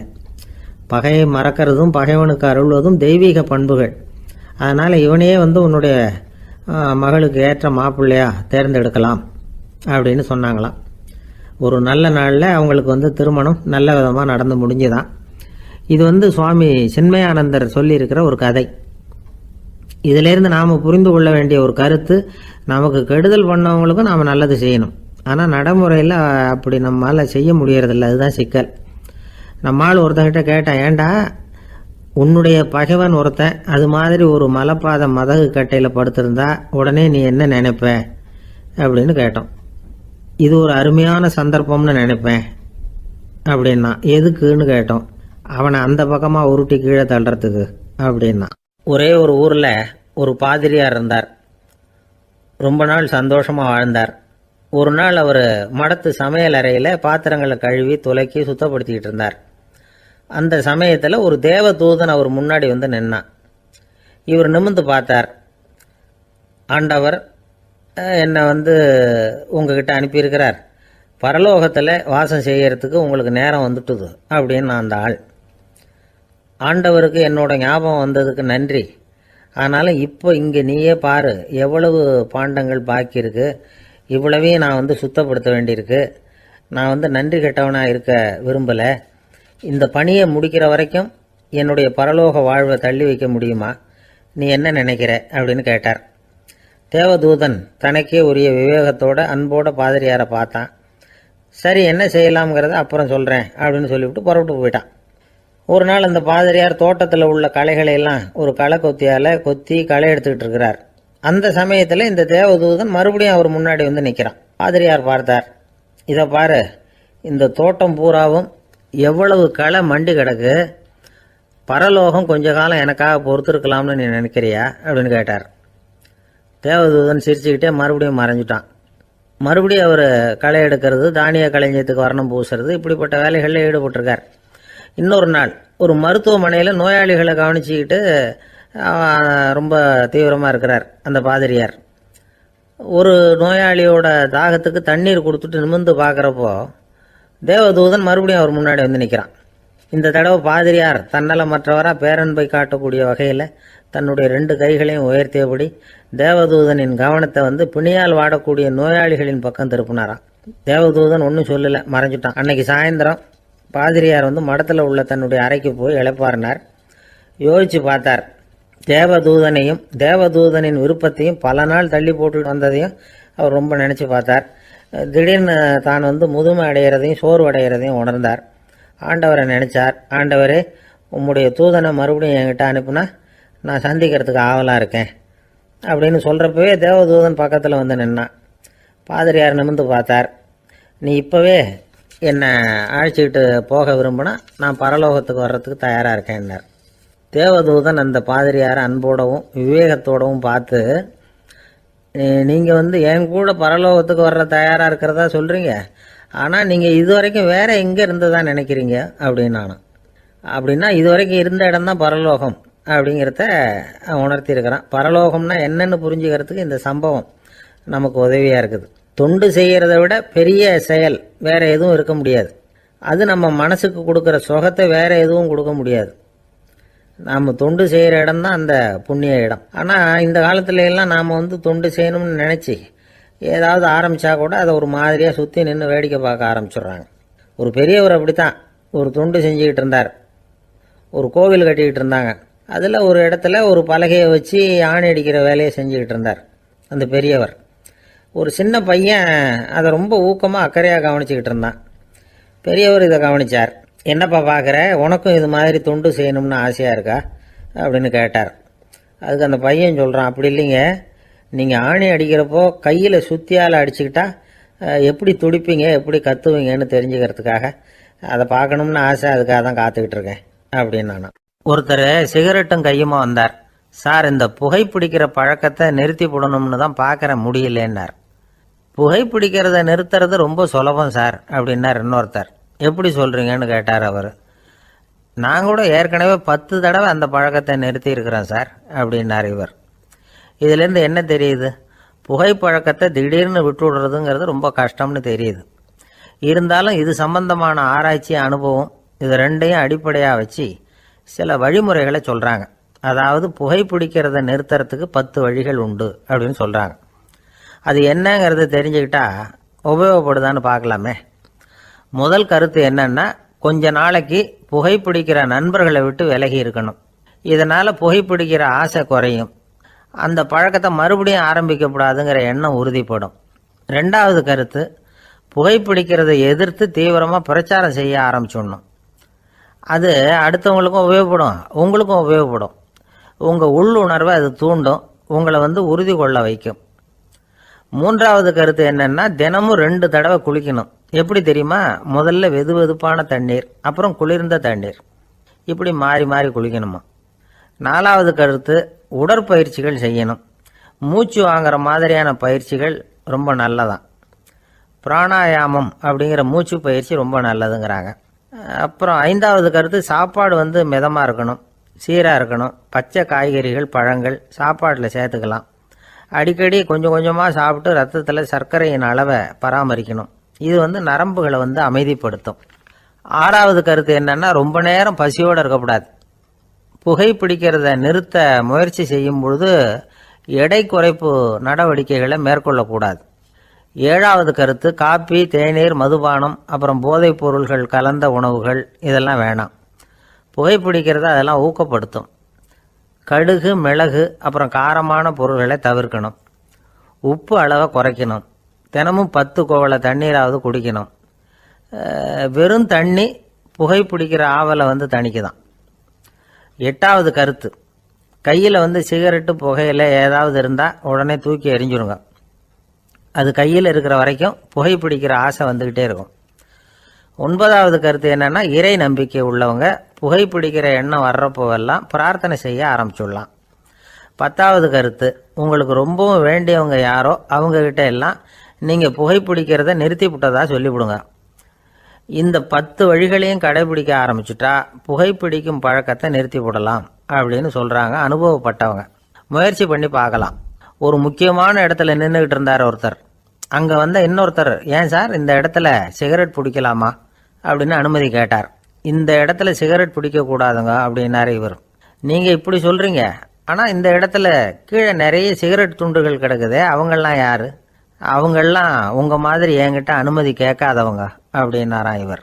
ஒரு சீன தேசத்து அரசர் இருந்தார். அவருக்கு வயசாயிட்டுது. அவருக்கு அடுத்தபடியாக அவருடைய புள்ள பட்டத்துக்கு வரணும், ஆட்சி பொறுப்பை ஏற்றுக்கணும். ஒரு நல்ல தலைவனுக்கு இருக்க வேண்டிய பண்புகள்லாம் தன்னுடைய மகனுக்கு இருக்கணும்னு விரும்பினார் அந்த அரசர். அதனால் இளவரசனை பக்கத்தில் இருந்த ஒரு குரு கிட்ட அனுப்புனார். இளவரசன் அவர்கிட்ட போய் சேர்ந்தான். அந்த குரு என்ன பண்ணார் தெரியுமா? இவனை பார்த்து சொன்னார், இதை பாருப்பா, நீ என்ன பண்ணுற, இப்போவே பக்கத்தில் இருக்கிற காட்டுக்கு போ, நடுக்காட்டில் போய் ஒரு இடத்துல உட்காந்துக்கோ. அங்கே என்னென்ன சத்தம்லாம் உன் காதில் விழுதுன்னு கவனித்து கேளு. உன் காதில் விழுந்த ஓசைகள் என்னென்னங்கிறத என்கிட்ட சொல்லு, அதுதான் எனக்கு தெரியணும், உனக்கு வேலையும் அதுதான் அப்படின்னு சொல்லி அனுப்பி வச்சுட்டார். இளவரசன் காட்டுக்கு போனான். குரு சொன்னபடியே ஒரு இடத்துல உட்காந்து கவனித்து கேட்டான். அதுக்கப்புறம் குருக்கிட்ட திரும்பி வந்தான். என்னென்ன சத்தம்லாம் கேட்ட அப்படின்னு கேட்டார் குரு. குருவே, காட்டில் நான் பறவைகள் சத்தம்லாம் கேட்டேன், மிருகங்களின் ஓசையையும் கேட்டேன், இதை தவிர இடி, மின்னல், மழை இதுகளோட சத்தத்தையும் கேட்டேன் அப்படின்னா. குரு யோசனை பண்ணார், நீ இன்னமும் சரியாக கேட்கல, அதனால் மறுபடியும் காட்டுக்கு போ, கொஞ்ச நாள் தங்கியிருந்து கேட்டுட்டு வா அப்படின்னார். இளவரசனுக்கு ஒன்றும் புரியல. இருந்தாலும் குருவின் கட்டளையாச்சே, மறுக்க முடியுமா? உடனே அவன் மறுபடியும் காட்டுக்கு போனான். ஒரு இடத்துல உட்காந்தான். கொஞ்ச நேரம் உன்னிப்பாக கவனித்து கேட்டான். சில நாள் கழித்து குருக்கிட்ட திரும்பி வந்தான். குருவே, இந்த தடவை சில துல்லியமான சத்தங்களை எல்லாம் கேட்டான். தேனி பறக்கிற சத்தம், நீரோடையின் மெல்லிய ஓசை, இதெல்லாம் கேட்டேன்னா. குரு சிரித்தார். நீ மறுபடியும் காட்டுக்கு போ, இன்னும் சில நாள் அங்கே இரு, முழுமையாக கவனமாக கேட்டுக்கிட்டு வா அப்படின்னு சொல்லி அனுப்பி வச்சுட்டார். இளவரசனுக்கு குழப்பம் அதிகமாயிட்டுது. ஒன்றுமே புரியல. மறுபடியும் காட்டுக்கு போனான். மௌனமாக ஒரு இடத்துல உட்காந்துட்டான். அப்படியே தியானத்தில் ஆழ்ந்துட்டான். சில நாளில் அவனுக்கு இதுவரை கேட்காத ஓசைகள்லாம் கேட்க ஆரம்பிச்சுட்டுது. இதைத்தான் நான் கேட்கணும்னு என்னுடைய குரு எதிர்பார்த்துருக்கிறாருங்கிறத புரிஞ்சுக்கிட்டான். உடனே குரு கிட்ட ஓடனான். குருவே, இந்த தடவை காதுகளுக்கு கேட்க முடியாத சில ஓசைகளை கூட என்னால் உணர முடிஞ்சுது. பூ மலருகிற ஓசை, சூரியனால் பூமி சூடாகிறப்போ எழுகிற ஓசை, காலை பனித்துளி இந்த புல்லுலாம் குடிக்கிற ஓசை, இது எல்லாம் என்னால் நல்லா கேட்க முடிஞ்சுது அப்படின்னா. குருவுக்கு இப்போ தான் திருப்தி ஏற்பட்டுதான். இளவரசனை பார்த்து சொன்னார், இதை பாருப்பா, இப்போ தான் நாட்டை ஆளுகிற தகுதி உனக்கு வந்திருக்குது அப்படின்னு சொல்லி அதுக்கு விளக்கமும் கொடுத்தாராம். எந்த அரசன் தன்னுடைய மக்களின் இதயம் பேசுகிற மௌன மொழியை, மௌன வார்த்தைகளை கேட்குறானோ அவன்தான் ஆள தகுதி உள்ளவன். எந்த அரசன் தன்னுடைய மக்களின் உணர்ச்சிகளை உண்மையாக உணர்றானோ அவன்தான் முதன்மையான அரசன். போலி வார்த்தைகளை மட்டும் கேட்டுட்டு பல மௌன ராகங்களை காதில் வாங்கிக்காதவன் அரசனே இல்லை. எந்த நாட்டில் எப்போ ஒரு அரசன் தன்னுடைய மக்களின் உணர்ச்சிகளை கேட்க மறுக்கிறானோ அன்னையிலிருந்தே அந்த நாடு அழிய தொடங்குது அப்படின்னு அர்த்தம். இதுதான் அந்த குரு இளவரசனுக்கு போதிச்சது. வாயால் பேசுறத மட்டும் கேட்டு ஏமாறக்கூடாது, உணர்ச்சிகளையும் கேட்கறதுல தான் மனப்பக்குவம் உண்டாகும். மக்கள் உணர்ச்சிகளை புரிந்து கொள்ளாத அரசர்கள் நீடிச்சிருக்க முடியாது. அது மாதிரி நாடுகளில் அடிக்கடி குழப்பம் தான் உண்டாகும். அப்படி இருந்தால் அடிக்கடி ஆட்சி மாறிக்கிட்டு இருக்கும். அப்படிப்பட்ட ஒரு தேசம், அங்கே ஒரு சிறைச்சாலையில் 3 கைதிகள் பேசிக்கிட்டு இருந்தாங்க. ஒருத்தன் சொன்னான், நான் இந்த நாட்டு ராஜாவை எதிர்த்து பேசிக்கிட்டு இருந்தேன், அதனால் என்னை பிடிச்சி கொண்டாந்து இங்கே போட்டுட்டாங்க அப்படின்னு நான் ஒருத்தன். இன்னொருத்தன் சொன்னான், நான் இந்த நாட்டு ராஜாவை ஆதரித்து பேசிக்கிட்டு இருந்தேன், அதனால் என்னை பிடிச்சி கொண்டாந்து இங்கே தள்ளிவிட்டாங்க அப்படின்னா. அது சரி, நீ என்ன தப்பு பண்ண அப்படின்னு சொல்லி 3வது ஆளை பார்த்து இவங்க கேட்டாங்க. அதுக்கு அந்த ஆள் சொல்கிறான், நான் தான் இந்த நாட்டு ராஜா அப்படின்னானா. திருநெல்வேலி மாவட்டத்தில் கோவில்பட்டிக்கு பக்கத்தில் உள்ள ஊர் கடம்பூர். காமராசர் முதலமைச்சராக இருந்த காலம். கடம்பூரில் ஒரு பள்ளி சீரமைப்பு மாநாடு நடக்குது. அந்த பக்கத்தில் உள்ள பள்ளிக்கூடம்லாம் அதில் கலந்துக்குது. கண்காட்சி வேற, ஊர் பூரா விழா கோலம். மறுநாள் மாநாடு நடக்க போகுது. ஆனால் முதல் நாளே மழை பிடிச்சிக்கிட்டுது. மறுநாளும் அது விடாமல் பேஞ்சிக்கிட்டு இருக்குது. காமராசர் காலையிலேருந்து பல்வேறு நிகழ்ச்சிகளில் கலந்துக்கிட்டு சாயந்தரமாக கடம்பூருக்கு வந்து சேர வேண்டியவர். மழை பேஞ்சிக்கிட்டு இருக்கிறதுனால நிகழ்ச்சி ரத்தாயிடுமோ என்னமோ அப்படின்னு எல்லாரும் சந்தேகப்பட்டுக்கிட்டு இருக்கிறாங்க. அவர் கோவில்பட்டி பயணிகள் விடுதியில் இருக்கிறார். கடம்பூர்லேருந்து சில பேர் போய் அவரை சந்திக்கிறாங்க. மழை பெஞ்சிக்கிட்டு இருக்குதே, என்ன செய்யலாம் அப்படின்னு கேட்குறாங்க. மழை பெஞ்சால் நல்லது தானே, அதுக்காக மாநாட்டை எதுக்காக ரத்து செய்யணும்? ஆசிரியர்கள் எவ்வளவு கஷ்டப்பட்டு ஏற்பாடு பண்ண மாநாடு, கட்டாயம் வந்துடுறேன் அப்படின்னாராம் காமராசர். உடனே புறப்பட்டார். மழையை பொருட்படுத்தாத மக்கள் கூட்டம், அது கலையாமல் காத்துக்கிட்டு இருக்கிறாங்க அவ்வளோ பேரும். தலைவர் வந்துட்டார்னு தெரிஞ்சது ஜனங்களுக்கு ஏகப்பட்ட உற்சாகம்.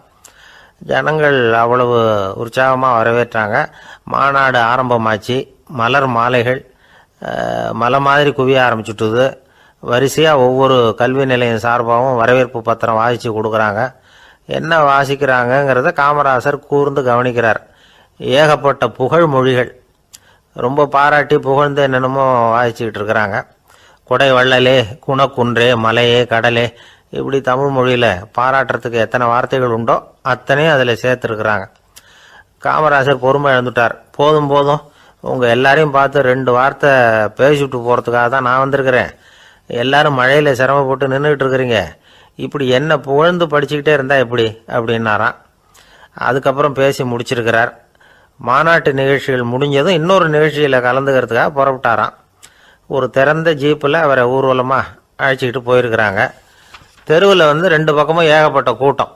அங்கங்கே ஜீப்பை நிறுத்தி ரோஜா மாலை, ஜருக மாலை இப்படி போட்டுக்கிட்டே இருக்கிறாங்க. அதையெல்லாம் அப்படி அப்படியே வாங்கி அங்கங்கே நின்றுக்கிட்டு இருந்த குழந்தைகள்கிட்டையும் தாய்மார்கள்கிட்டையும் கொடுத்துக்கிட்டே போகிறார். அந்த சமயத்தில் கூட்டத்துக்கு அப்பால் ஒரு பெரியவர் கையில் ஒரு மல்லிகை சரத்தோடு நின்றுட்டு இருக்கிறார். அவரால் முண்டி அடிச்சுக்கிட்டு முன்னால் வர முடியல.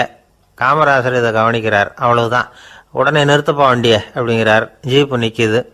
டிரைவரை பார்த்து, அதோ பார், அங்கே ஒருத்தர் நிற்கிறார் பார், அவரை இங்கே அழைச்சிட்டு வா அப்படின்னாராம். கூட்டம் வழி விடுது. அந்த பெரியவரை கிட்டத்தில் அழைச்சிட்டு வர்றாங்க. காமராசர் அவரை பார்த்து, வாங்க வாங்க, நல்லா இருக்கீங்களா அப்படின்னு சத்தம் போட்டு உற்சாகமாக விசாரிக்கிறாராம். பெரியவர் கண்களில் கண்ணீர், பேச்சு வரல. மல்லிகை சரத்தை அவருக்கு போடுறார். கொஞ்ச நேரம் அவர்கிட்ட பொறுமையாக பேசிக்கிட்டு இருந்துட்டு அவரை அனுப்பி வைக்கிறார் காமராசர். பெரியவர் போனதுக்கு அப்புறம் காமராசர் பக்கத்தில் இருந்தவங்க கிட்ட சொல்கிறார் அந்த பெரியவரை பற்றி. அந்த காலத்தில் ரொம்ப கஷ்டப்பட்டவர் இவர், ஜெயிலுக்கு போனவர் அப்படின்னு ரொம்ப உருக்கமாக நெகிழ்ந்து போய் சொல்கிறார். இதில் ஒரு விஷயத்தை கவனிங்க. தன்னை புகழ்ந்து படிக்கப்பட்ட வாழ்த்து மடலை படிக்க வேணாம்னு தடுத்து நிறுத்தினார். எங்கேயோ ஒரு மூலையில் கையில் ஒரு 4 முழம் மல்லிகை சரத்தோடு ஒதுங்கி நின்றுக்கிட்டு